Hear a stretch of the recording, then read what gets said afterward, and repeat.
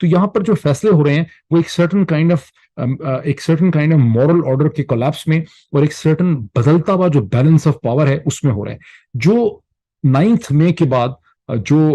غلط فیصلے کیے بنیادی طور پہ جو پیراملٹری کو یوز کر کے جس طرح سے عمران خان کو اٹھایا, and that was not just that isolated event, اس کے پیچھے پورے سال کے واقعات تھے جن کو میں دہرانا نہیں چاہتا. اس کے نتیجے میں پنجاب اور خیبر پختونخوا کے اندر جو مورل آرڈر ہے وہ کولیپس کر گیا. اب اس میں اس وقت صورتحال یہ ہے, یہ صورتحال انٹرسٹنگ بھی ہے, بعض لوگ اس کے اوپر کہہ کے بھی مار سکتے ہیں, تالیاں بھی مار سکتے ہیں, خوشی کا بھی اظہار کر سکتے ہیں, لیکن یہ صورتحال در حقیقت بڑی سیریس اور بڑی ڈینجرس ہے. وہ یہ کہ آرمی چیف جو ہیں ان کی تمام تر مورل اتھارٹی آرمی کے اندر ختم ہو گئی ہے. پاکستان کی پربے میں ان کی مورل اتھارٹی بہت تیزی سے ختم ہو رہی تھی. کئی وی لاگز میں نے اور لوگوں نے اس خدشے کا اظہار کیا کہ پاکستان کی پوری تاریخ میں 70 برس میں کوئی ایسا آرمی چیف نہیں آیا جو اتنی تیزی سے غیر مقبول ہوا ہو. یعنی 29 نومبر کو انہوں نے اپنی پوزیشن اور کمانڈ سنبھالی اور ان کو تمام سائڈز نے ویلکم کیا, ایون پی ٹی آئی نے ویلکم کیا, میڈیا کے تمام لوگوں نے ویلکم کیا. لیکن جس طرح سے انہوں نے اپنے آپ کو کنڈکٹ کیا, اور مجھے یہ بہت سے لوگوں کی طرح یہ شک ہے کہ وہ بیچارے ان کو کمپرومائز کیا گیا, نواز شریف صاحب نے ان کو پھنسا لیا. اور ایک اس میں ایک بڑا انٹرسٹنگ سیریز آف ٹویٹس ہیں انکیڈو کے نام سے. آئی ڈونٹ نو ہو انکیڈو از, لیکن انکیڈو کوئی اچھا سمجھدار پڑھا لکھا بہت ہی انٹیلیجنٹ کیریکٹر ہے جس کے بڑے میننگ فل ٹویٹس ہوتے ہیں. تو یہ سیریز آف انکیڈو کے ٹویٹس ہیں جو آج صبح میں نے دیکھے ہیں اور میں نے ان کو ری ٹویٹ بھی کیا ہے, جس میں انکیڈو نے یہ پورا انالیسس دیا ہے جو ایکسپلین کرتا ہے کہ جنرل عاصم منیر اتنے بے دست و پا کیوں ہیں اور وہ نواز شریف کے اتنے ہاتھ میں کیوں ہیں. ان سم ان کا یہ ہے کہ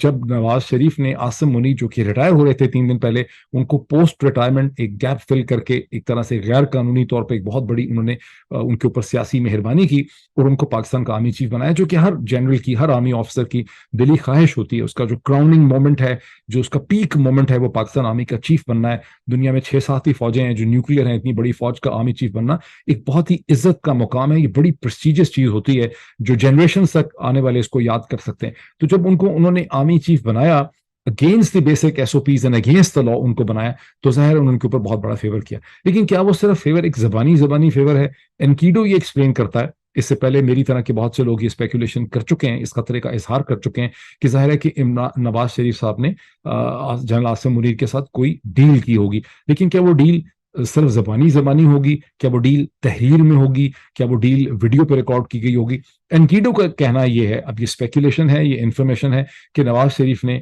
جب جنرل عاصم منیر کے ساتھ ڈیل کی جس میں عمران خان کو ختم کرنا, عمران خان کو پولیٹیکلی ایلیمینیٹ کرنا یا مار دینا یا واٹ ایور, یہ میری مدد کرنا, اس ڈیل کی انہوں نے ریکارڈنگ کر لی. اور جب جنرل عاصم منیر نے دسمبر, جنوری اور فروری میں کوئی نواز شریف صاحب کے ایجنڈے پہ بہت زیادہ تیزی نہیں دکھائی, تو نواز شریف صاحب نے ان کو پولائٹلی یہ بتا دیا کہ جو ڈیل ان کی ہوئی تھی اس کی ویڈیو ایویڈنس جو ہے وہ ان کے پاس ایگزسٹ کرتی ہے. وہ ویڈیو ایویڈنس انکیڈو کا یہ کہنا ہے کہ اگر سامنے آ جاتی ہے تو جنرل عاصم منیر صاحب کے لیے بہت ہی شدید قسم کے مسائل پیدا ہو سکتے ہیں. ڈسمس تو وہ ہو ہی سکتے ہیں, شاید ان کے اوپر ٹریزن اور اس قسم کے الزامات بھی لگ سکتے ہیں. سو اب قطع نظر اس تمام اسپیکولیشن کے, اس پوری تھیری کے, جو سچویشن پریکٹیکلی ہم دیکھتے ہیں, کچھ چیزیں ہوتی ہیں جو فرنٹ پہ ہوتی ہیں, کچھ چیزیں جو ڈیش بورڈ کے پیچھے ہوتی ہیں. ڈیش بورڈ کے پیچھے جو چیزیں ہوتی ہیں ان کے بارے میں کبھی بھی ہم حتمی طور پہ نہیں کہہ سکتے, اور یہ تمام تھیریز ہو سکتی ہیں, اسپیکولیشنز ہو سکتی ہیں, اوپینینز ہو سکتی ہیں, فلاڈ انالیسس ہو سکتا ہے. لیکن فرنٹ پہ ہمیں کیا نظر آتا ہے؟ فرنٹ پہ ہمیں نظر آتا ہے کہ جنرل عاصم منیر ہرگز اس طرح کے آرمی چیف نہیں ہے جس طرح سے پاکستان کے آرمی چیف کو ڈسکرائب کیا گیا ہے کہ وہ اپنی مرضی کا مالک ہے, وہ اپنے فیصلے خود کر سکتا ہے, اسے کوئی ڈکٹیٹ نہیں کر سکتا ہے, اور وہ اپنی چیچی انگلی سے, جو جنرل آصف نواز کے زمانے کی اسٹیٹمنٹ کوٹ ہوتی ہے کہ اپنی چیچی انگلی سے, سب سے چھوٹی انگلی سے وہ 5 لاکھ کی فوج جو ہے وہ اس کے اشاروں پہ گھومتی. یہاں پہ ایسا کچھ بھی نہیں ہے. گزشتہ چند ہفتوں میں ہم نے دیکھا کہ general Asim Munir clearly beholden لگتے ہیں لندن میں بیٹھے ہوئے نواز شریف صاحب کے اسٹریٹجک ڈیزائن اور ان کی اسٹریٹجک ریکوائرمنٹ کے, اور یہی وجہ ہے کہ جنرل عاصم منیر اس طرح کے فیصلے کر ہی نہیں پا رہے ہیں جس طرح کے پاکستان آرمی کا ایک خود مختار آرمی چیف جو اپنی آرمی کے انٹرسٹ کو دیکھ کے, اس کی اسٹریٹجک انوائرمنٹ کو سمجھ کے جو آرمی چیف فیصلے کرتا ہے, وہ والی چیز آپ کو کہیں نظر نہیں آ رہی. اب اس کا کیا مطلب ہے کہ کیا جنرل عاصم منیر ذہنی طور پہ ہی اتنے ڈیولپ نہیں تھے, ان کے کیریئر کے اندر کوئی اتنی لیڈرشپ پوزیشنز آئی نہیں ہیں؟ کچھ اس کے خدشات کا بھی آفیسرز نے ہمیشہ برملا اظہار کیا ہے. جب 2018 کے اختتام میں نومبر میں غالباً وہ ڈی جی آئی بنے اور 6 مہینے میں ہی وہ پوزیشن ان کی لوز ہو گئی, تو اسی وقت انٹر سروسز انٹیلیجنس کے افسران نے اس خدشے کا اظہار کرنا شروع کر دیا تھا کہ جو نئے ڈی جی آئی آئے ہیں ان کا ٹیمپرمنٹ، ان کا مزاج، ان کا بیہیویئر، ان کی شخصیت میں اس قسم کا ٹھہراؤ، اس قسم کی اسٹیبلٹی، اس قسم کی میچورٹی جو ہے نہیں ہے، جو اتنی بڑی آرگنائزیشن جس کی اتنی ذمہ داریاں ہیں اور جس کا اتنا زیادہ پالیٹکس اور سول سوسائٹی کے ساتھ انٹریکشن ہے، جو محض کوئی ایک ملٹری کنٹونمنٹ ماحول میں آپریٹ نہیں کرتی بلکہ اس کا بڑا لیٹرل ہاریزونٹل 360 ڈگری کے اوپر اس کا انٹریکشن ہے، ایک سائڈ پہ کارپوریٹ ورلڈ کے ساتھ، ایک سائڈ پہ پالیٹکس کے ساتھ، ایک سائڈ پہ میڈیا کے ساتھ، ایک سائڈ پہ politics government of the day کے ساتھ، دوسری طرف سے جو بین الاقوامی ڈپلومیٹک کور بیٹھے ہوئے ہیں اسلام آباد کے اندر، جو فورن گورنمنٹس ہیں، جو فورن انٹیلیجنس ایجنسیز ہیں، پھر آرمی ہے، آرمی کے چیف ہیں. تو آپ دیکھ لیں کہ کتنے زیادہ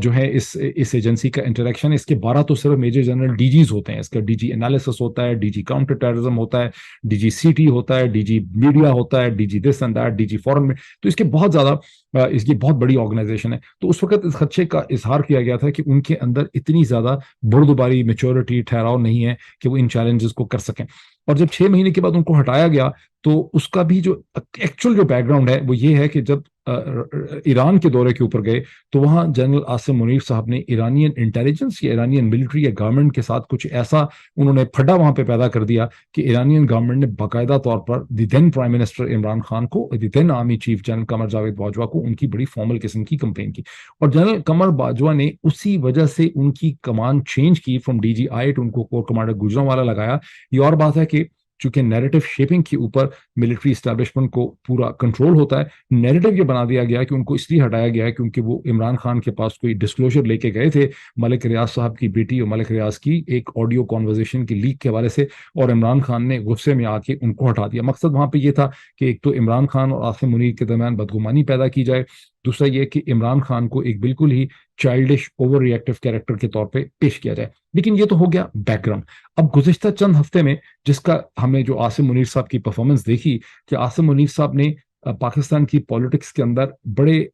ایک ضدی قسم کے، ایروگینٹ قسم کے، نان کمپرومائزنگ قسم کے، ان وائز قسم کے انہوں نے فیصلے کیے، اور وہ سارے کے سارے فیصلے جو ہیں وہ نواز شریف صاحب کی جو پولیٹیکل ریکوائرمنٹس ہیں ان کو پورا کرنے کے لیے انہوں نے کیے. یہ تو آن دا فیس آف اٹ آپ انالیسس کی بیسس پہ کہہ سکتے ہیں. اور جو فائنل چیز ہے جسے کہتے ہیں دا لاسٹ اسٹرا آن دا کیمل بیک، یہ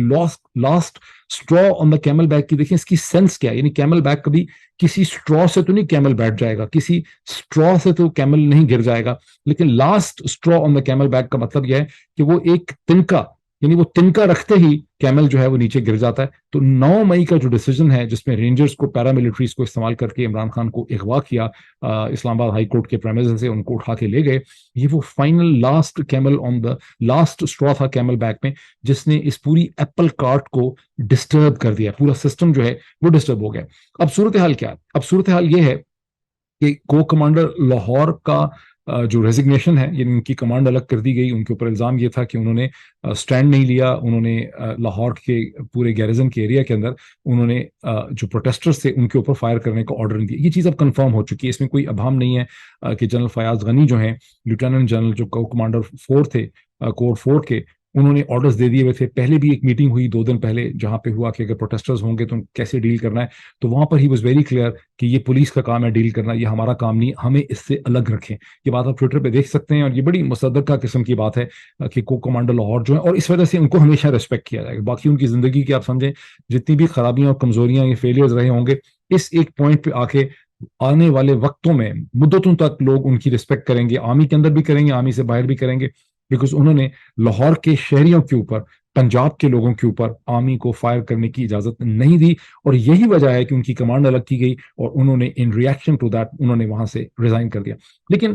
محض انہوں نے ریزائن نہیں کیا، جو اب تک بات آئی ہے کہ کئی اور brigadiers and kernels and measures جو ہیں انہوں نے اوپنلی ریفیوز کیا. انہوں نے کہا کہ وہ اپنے شہریوں کے اوپر فائرنگ جو ہے وہ نہیں کر سکتے. اس کے علاوہ یہ بھی بات آ رہی ہے کہ جو رینک سولجرز ہوتے ہیں، جو رینکرز ہوتے ہیں، J C Os junior commissioned officers ہوتے ہیں یا سولجرز ہوتے ہیں، ان کی بھی بہت بڑی تعداد جو ہے اس نے فائر کرنے سے ریفیوز کر دیا، اور ایک کرائسس کی سچویشن وہاں پہ ڈیولپ کر گئی. اس حد تک کہ خبریں یہ بھی ہیں کہ 100 سے زیادہ جونیئر آرمی آفیسرز ایسے ہیں، کیپٹن، میجرز اینڈ کرنلز، جن کو اریسٹ کر لیا گیا ہے فار انسبارڈینیشن. ان کی ایون وائفس جو ہیں ان کو بھی حراست میں لے لیا گیا. یہ ایک ظاہر ہے کہ خبریں آ رہی ہیں،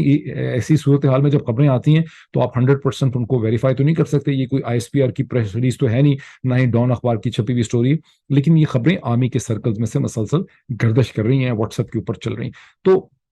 باٹم لائن کیا ہے؟ باٹم لائن یہ ہے کہ ایک کرائسس سچویشن جو ہے وہ ڈیولپ کر گئی ہے ود ان دا ملٹری, جس میں کئی جنرلز جو ہیں وہ بہت زیادہ اپسیٹ ہیں, یعنی ناراض ہیں, اور وہ کھلم کھلا جنرل عاصم منیر کے فیصلہ سازی کو تنقید کا نشانہ بنا رہے ہیں. میں نام نہیں لینا چاہتا کسی کا, میں صرف ایک انالیسس کی شکل دینا چاہتا ہوں. نیٹ افیکٹ یہ ہے